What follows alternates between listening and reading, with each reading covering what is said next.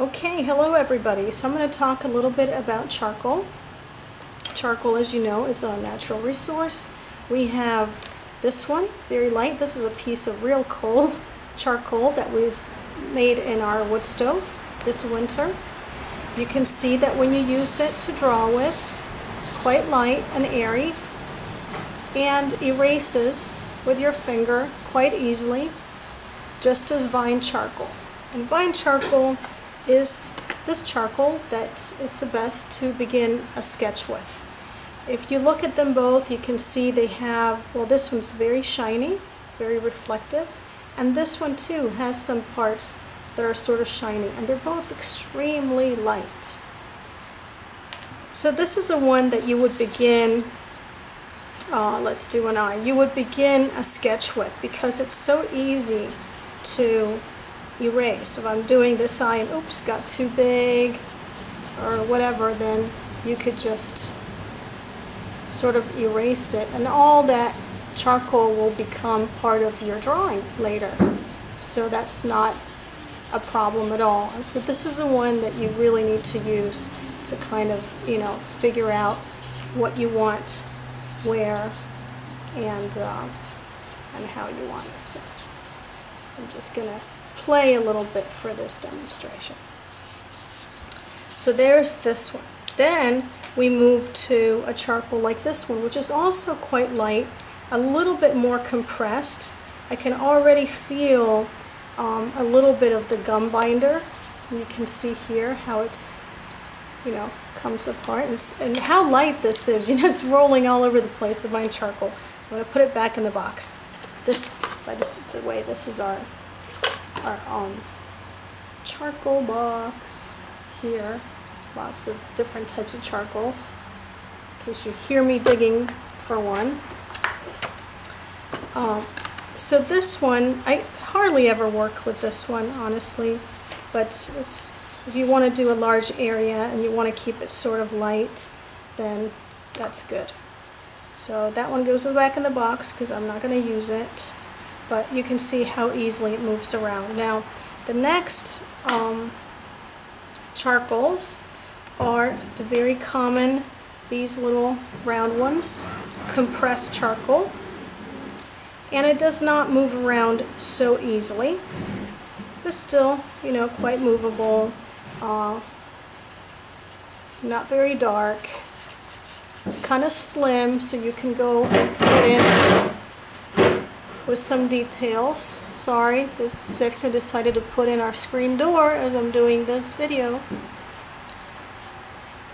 The mosquitoes were eating me up here in the studio. We've had a really rainy season.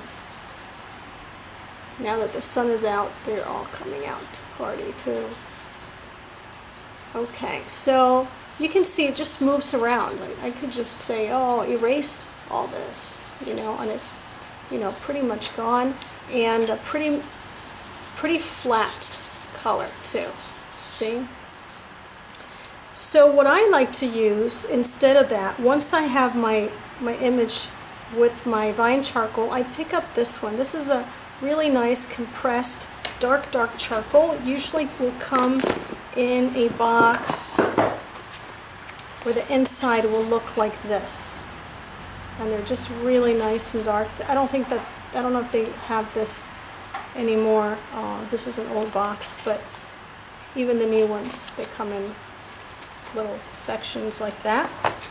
And so you'll see with this one, see how dark it is? And so I'll do this.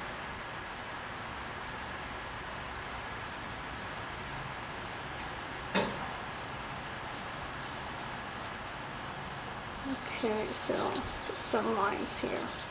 Just really loosey-goosey, but just kind of to show you how beautiful this charcoal is. See how dark it gets? So this is something that you can really work with. But now whenever I make a video, I end up not looking at my paper and I'm looking at the video, which doesn't really help my drawing. So you can see how you can create really marvelous things with this. charcoal. You know, really nice shading.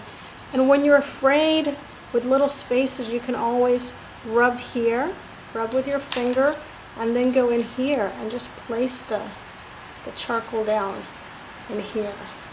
You can also take your kneaded eraser, and with your kneaded eraser you can go in and use it, and it should be a drawing implement, not an eraser. And so you draw in your lights and your darks. And then next thing that what I would bring in would be like a general's charcoal, which is a little bit tighter, and go in here. Now when you use this, a general's charcoal, they're so hard that they have on them, it'll say 2B or 4B or 6B, 6B being looser, 2 being the tighter, and you can't really move them around. So you need to know that you're okay with your step of what you're going to be drawing, because it's going to be there to stay. You're not going to be able to move it around too much. So that's the only thing that you need to be aware of with this. So the way that I'll continue with the charcoal is working a lot with my fingers, working a lot also with the kneaded eraser. At this juncture, really, my drawing is so new, I usually would not have introduced this one yet, the general's charcoal, or conte. You can use conte too. So conte is spelled C-O-N-T-E,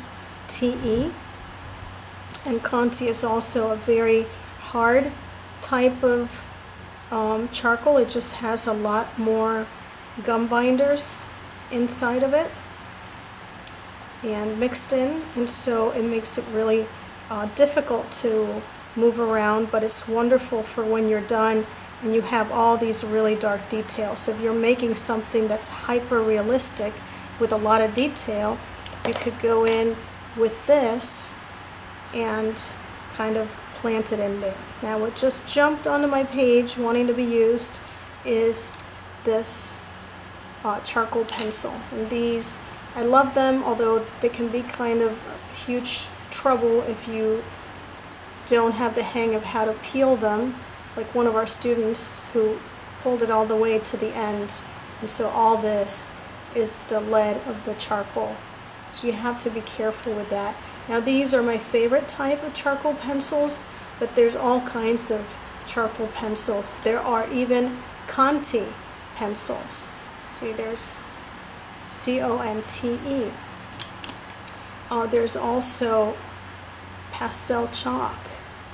This is pastel chalk, and you could use it just like charcoal for details. But the one that I like to use is this one. This will move around still, so it's a charcoal pencil, so it still will move around like charcoal, yet give you, little details that you might want. So right there, I want the corner of my eye to have a little bit of shadow, so I can add it in and then remove however much I want. I can also tighten up my eyeball with the eraser and go into it with this. And then conte also comes in these two different colors, so I could use where I removed a little bit. Again, I'm not working in order here, but just to show you, but I could use this for some highlights in the eye. I could use this to lighten up the eyeball here, maybe a little bit here for the tear duct, and then darken it back up. But you've really, if you know to use your charcoal to go from the vine charcoal and do not jump into the conte, the tight ones, too quickly. So you want to spend a lot of time with your vine charcoal developing your drawing, and then you want to spend a long time with this dark one building up all your shadow. So you add just a little bit of it, then move that around. And again, I do a lot of back and forth between drawing with my fingers, dragging the charcoal around and then taking the kneaded eraser and, you know, going with this one and saying, okay, so here this needed to be a little bit more like so.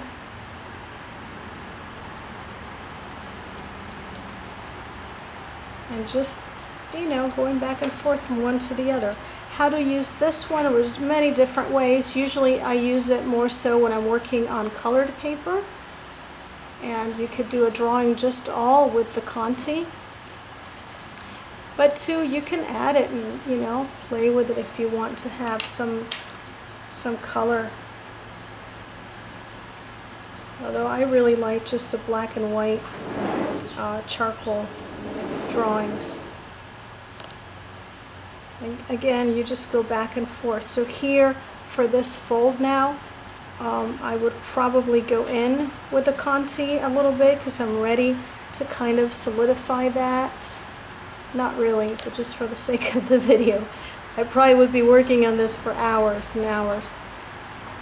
But whenever you're ready to solidify your line, not to continue moving every time that you're working with your shadow, then that's when you want to use this, the conte, and move away from the charcoal that will keep moving and moving. But again, I would stay for a long time with the charcoal before going to, you know, to this. And when you work with charcoal, the main thing is you do want to be having different values. So, you know, well, and we're drawing, pencil drawing too, so think about, do you have, you know, all your values going? Can you push them? Can you push your lights? Can you push your darks? And it's not good to go in and say do light like that with this, because that will turn it gray, you see? So don't use your white, you know, to mix your stuff together. Use it more for points of interest. So, you know, like these little details here.